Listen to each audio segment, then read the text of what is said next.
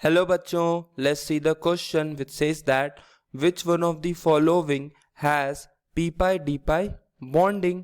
हमारे पास चार ऑप्शंस है NO3 माइनस SO3 2 माइनस और BO3 माइनस और CO3 2 माइनस। ओके, तो हमें सिंपली इस क्वेश्चन में यही की कॉन्सेप्ट लगाना है कि जिसके पास d ऑर्बिटल अवेलेबल होगा बॉन्डिंग में वही जो है वो p pi d pi bonding show कर सकता है।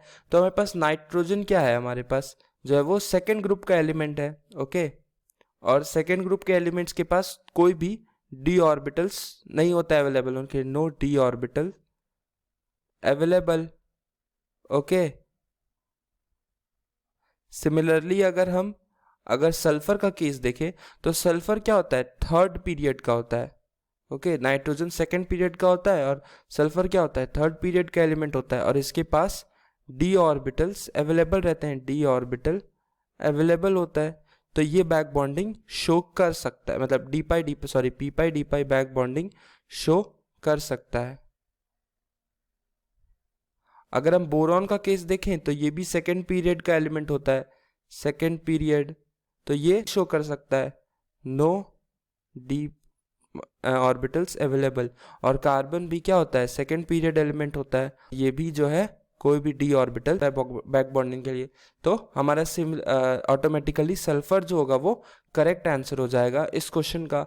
लेकिन अगर यहाँ पे हम ऑर्बिटल्स देखें तो जो सल्फर का स्ट्रक्चर क्या होता है, सल्फर क्या करता है कि दो जो होते हैं वो डबल बॉन्ड बनाता है ऑक्सीजन के साथ और एक एक क्या करता है, सिंगल बॉन्ड बनाता है ऑक्सीजन के साथ।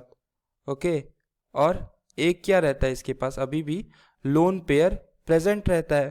तो जो सल्फर का ऑर्बिटल होता है वो क्या होता है, आउटर ऑर्बिटल में इसके पास 3s के पास 2 इलेक्ट्रॉन रहते हैं और 3p में एक होता है ऑक्यूपाइड और दूसरा होता है 2 अनपेड इलेक्ट्रॉन्स होते हैं। नाउ जब ये ऑक्सीजन के साथ दो सिंगल बॉन्ड बनाता है, ओके, जैसे कि लेट्स सपोज यहाँ पे ऑक्सीजन के साथ ये 2 सिंगल बॉन्ड बनाता है तो ये तो ऑर्बिटल्स यहाँ पे फिल हो जाते हैं। लेकिन जब इसको डबल बनाना रहता है एक दूसरे ऑक्सीजन के एटम के साथ तो ये क्या करता है, अपने एक इलेक्ट्रॉन को p ऑर्बिटल के 3p ऑर्बिटल के एक्साइट करता है 3d ऑर्बिटल में। ओके, तो यहाँ पे 3s और 3p में क्या करता है, एक सिंगल बॉन्ड। अब यहाँ पे 3 अनपेड इलेक्ट्रॉन्स रहते हैं और जो d ऑर्बिटल्स रहता है 1 2 3 4 5 ऑर्बिटल्स रहते हैं 3d में। ओके, तो ये अब एक इलेक्ट्रॉन इसका एक्साइट करके 3d में भेज देता है।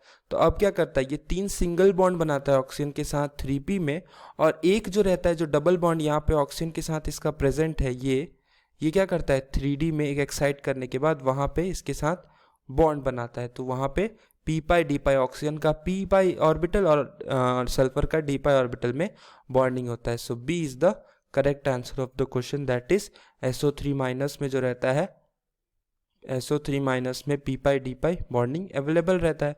Hope you understood it well, best of luck.